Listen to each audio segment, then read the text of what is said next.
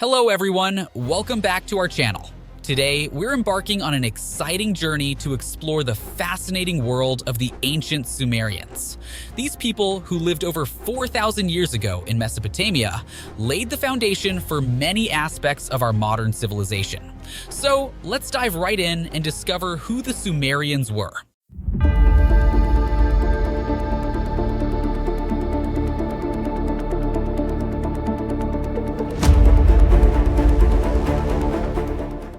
Our story begins in the land between the rivers, modern-day Iraq, where the ancient Sumerians settled. The year is 3,500 BCE, and here, amidst the vast fertile plains, a thriving civilization would arise. This early population, known as the Ubaid people, was notable for strides in the development of civilization, such as farming and raising cattle, weaving textiles, working with carpentry and pottery, and even enjoying beer. The Sumerians were in control of the area by 3000 BC.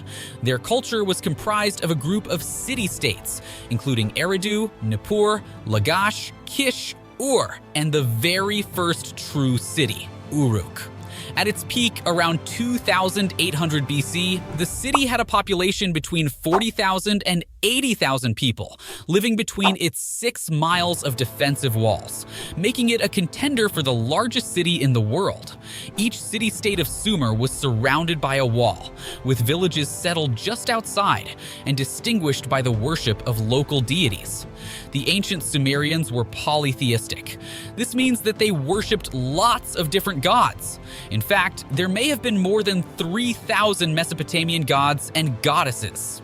Each god represented something different.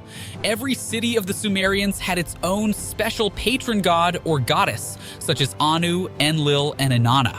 It was their job to protect the city from anything bad. This could be war, disease, or famine. These patron gods and goddesses also were meant to bring a good harvest to the city. Education in ancient Sumer was a privilege bestowed upon the elite. Sumerians were primarily educated in temples, with most students being male and from wealthy families. They focused on complex grammar and writing, and were rewarded for accurate work. The first known formal education system was created by Sumerians, known as Edubas, and teachers were called Umiya. Scribe school required years of study to learn cuneiform, the number system, and scribe methods. It was etched onto clay tablets, allowing them to document their history, laws, and literature for next generations. Cuneiform also laid the foundation for future writing systems, including the alphabetic scripts that are widely used today and contributed to the advancement of human civilization. Education was initially established for training scribes, who wrote books and documents to meet the economic and administrative needs of the land. As the school grew, it became the center of culture and learning in Sumer. With such a piece of knowledge, it's no surprise if I said they've got crazy architectural creations. Architecture on a grand scale began under the Sumerians, with religious structures dating back to 3400 BC, with homes made from mud bricks or marsh reeds. Sculpture was used mainly to adorn temples, with metal casting being a popular art form.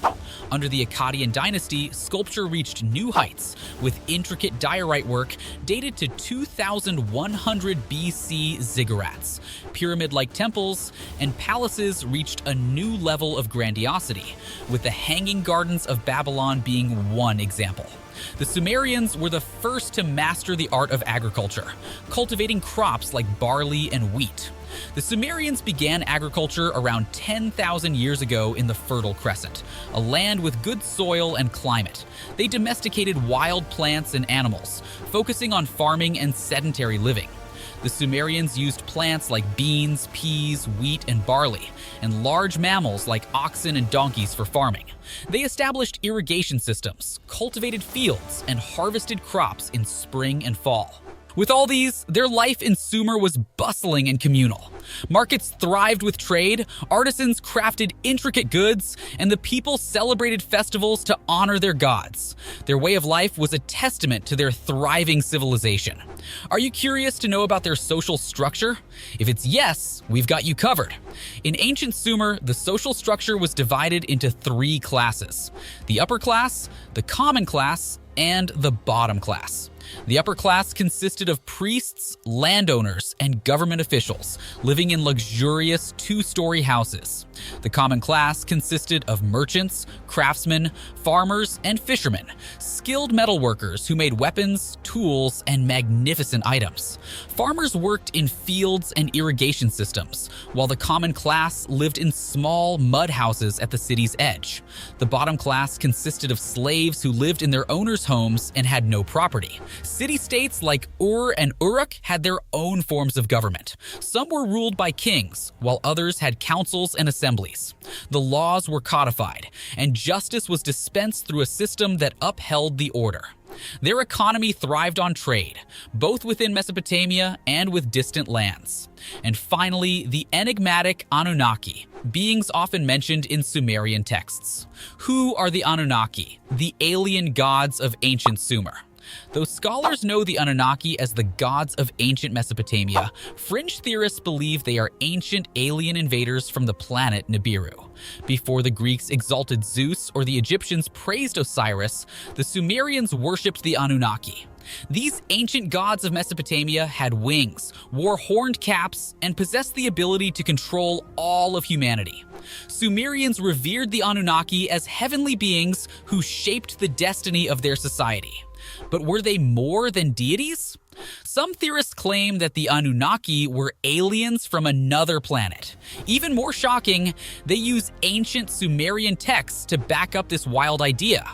However, Anunnaki's true nature is shrouded in mystery, leaving historians and theorists intrigued. In conclusion, the Sumerians were not just an ancient civilization, they were the architects of human progress. Their legacy endures in the foundations of our society, from writing and law to agriculture and religion. If you enjoyed this video, don't forget to like and subscribe, and please share your thoughts and questions in the comments below. Thanks for watching.